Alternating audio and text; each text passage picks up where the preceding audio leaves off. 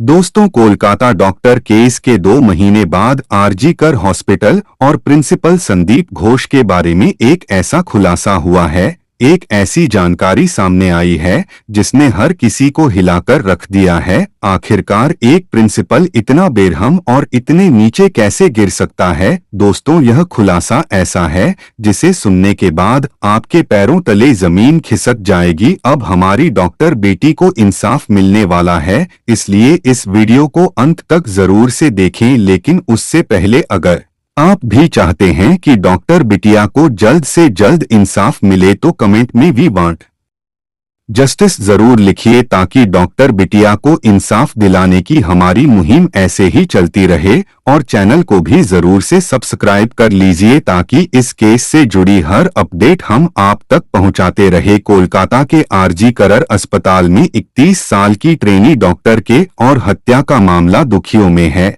8 अगस्त की इस घटना के दिन डॉक्टर तपस प्रामाणिक अस्पताल के इमरजेंसी वार्ड में ड्यूटी पर थे। उन्होंने ट्रेनी डॉक्टर का शव मिलने के बाद से जांच को लेकर कई तरह की विसंगतियों पर सवाल उठाए। उन्होंने उस दिन की घटना के बारे में बताते हुए कहा कि मैं 8 अगस्त की रात 9 बजे से अगली सुबह 9 बजे तक ड्यूटी पर था। घर जाने के बाद सुबह 11:45 पर मुझे में हॉस्पिटल में इस तरह का एक एक्सीडेंट हुआ है। मैंने हॉस्पिटल में फोन किया तो पता चला कि हॉस्पिटल के 3rd फ्लोर से डेड बॉडी मिली है। दरअसल सुबह 9 बजे तक इस बारे में किसी को खबर नहीं थी। इस मामले में डेथ सर्टिफिकेट 12:45 पर जारी हुआ था, लेकिन कोलकाता के टाला पुलिस स्टेशन के मुताबिक सुबह 9:45 पर डेड बॉडी मिली। लेकिन यहाँ सवाल यह है कि सुप्रीम कोर्ट में दाखिल हलफनामे में कहा गया है कि 9 अगस्त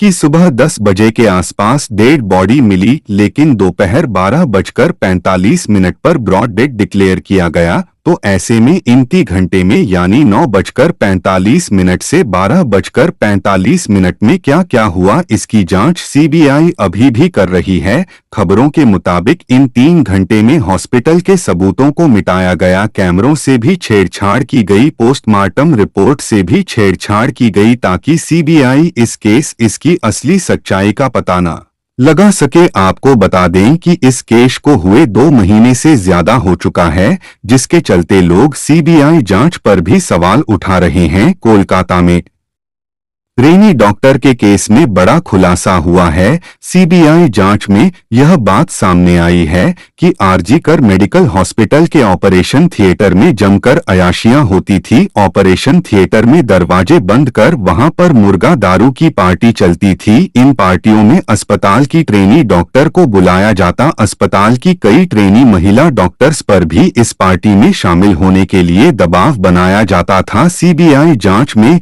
यह सारी जानकारी सामने आई है। सिर्फ इतना ही नहीं, मीडिया में जांच एजेंसी के सूत्रों के हवाले से दावा किया जा रहा है कि पीड़िता के पास डॉक्टरों की इस काली करतूत के पक्के सबूत थे। पीड़िता ने ऑपरेशन थिएटर में हो रही इन करतूतों पर कड़ा ऐतराज जताया था। पीड़िता ने साफ तौर पर अस्पताल के पूर्व प्रिंसिपल संदीप घोष और उसके साथ पार्टी करने वाले डॉक्टरों को इन गतिविधियों को बंद करने की चेतावनी दी थी। वहीं पीड़िता ने संदीप घोष और ऑपरेशन थिएटर में मुर्गों के साथ दारू की चुस्कियां लेने वाले डॉक्टरों से कहा था कि वह इसकी शिकायत समुचित प्लेटफॉर्म पर करेगी। इस बात को लेकर पीड़िता और ट्रेनी डॉक्टर के बीच विवाद भी हुआ था। संदीप घोष ने कथित तौर पर पीड़िता ट्रेनी डॉक्टर को इस बात को किसी से कहने के लिए मना किया था। इसके साथ ही संदीप घोष ने पीड़िता ट्रेनी डॉक्टर को धमकाया भी था कि अगर वह इस बात की जानकारी किसी को देगी तो उसे काफी बुरा अंजाम भुगतना होगा। वहीं सीबीआई की पूछताछ में यह बात सामने आया है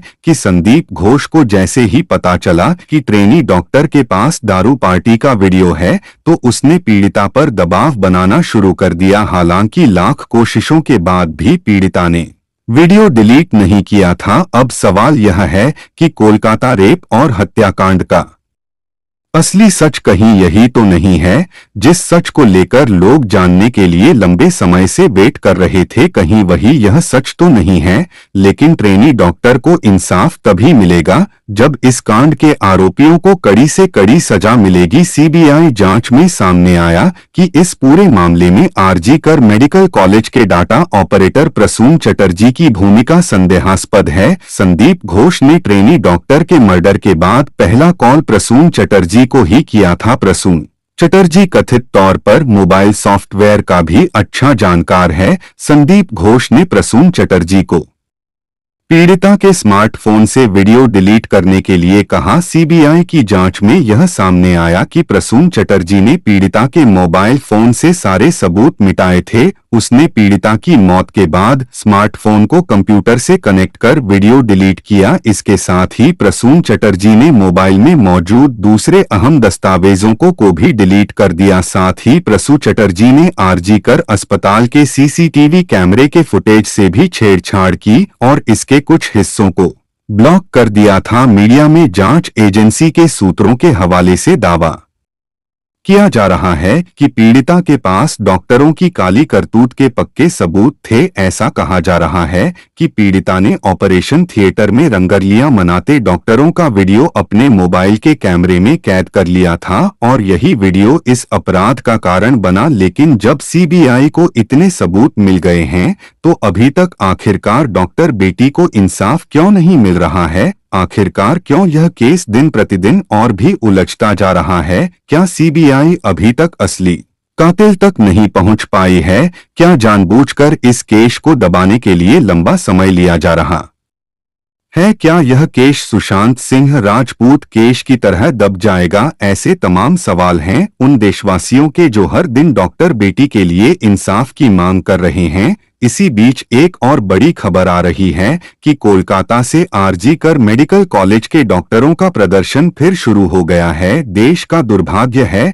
जिन्हें प्रिस्क्रिप्शन कर दवाइयों के नाम लिखने थे वह अब रेजिग्नेशन लेटर पर साइन कर रहे हैं और ऐसा करने वाले डॉक्टर्स की तादाद 1-2 नहीं बल्कि 50 से भी ज्यादा है। यह तस्वीरें कोलकाता की है, जहां आरजी कर मेडिकल कॉलेज में इंसाफ की लड़ाई जारी है। टीवी स्क्रीन पर 2 तस्वीरें हैं। पहली तस्वीर उन जूनियर डॉक्टर्स की है जो अनशन पर हैं, जबकि दूसरी तस्वीर आरजी कर मेडिकल कॉलेज में हुए सामूहिक इस्तीफे की है, जहां 50 सीनियर डॉक्टर्स ने अमरण अनशन कर रहे जूनियर डॉक्टर्स के समर्थन में रिजाइन कर दिया। आरजी कर मेडिकल कॉलेज दरिंदगी मामले में सीबीआई ने चार्जशीट दाखिल कर दी है। जांच के दौरान लोकल एडमिनिस्ट्रेशन और स्टेट पुलिस की लापरवाही के कई सबूत सीबीआई को मिले हैं, जिसको लेकर सीबीआई जल्द ही अपनी रिपोर्ट स्टेट को सौंपेगी। आरजी कर हॉस्पिटल में जिस तरह से ट्रेनी डॉक्टर के साथ दरिंदगी की गई उसके बाद से ही पूरे देश में जबरदस्त गुस्सा देखने को मिला। लेकिन सबसे ज्यादा सवाल अगर किसी पर उठे तो वह पश्चिम बंगाल की सरकार थी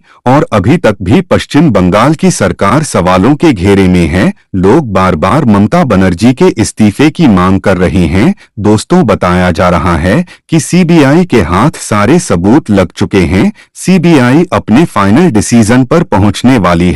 1-2 दिन में सीबीआई अपनी सारी रिपोर्ट को अदालत में पेश करेगी। उसके बाद डॉक्टर बिटिया के जो भी आरोपी हैं उन्हें सजा दी जाएगी। लेकिन जब तक इस मामले में पूरी तरह से न्याय नहीं होता हमें अपनी आवाज को दबाना नहीं चाहिए। इसलिए आप सभी से अनुरोध है कि कमेंट बॉक्स में अपनी आवाज बुलंद करें और जस्टिस वी वांट जस्टिस लिखें।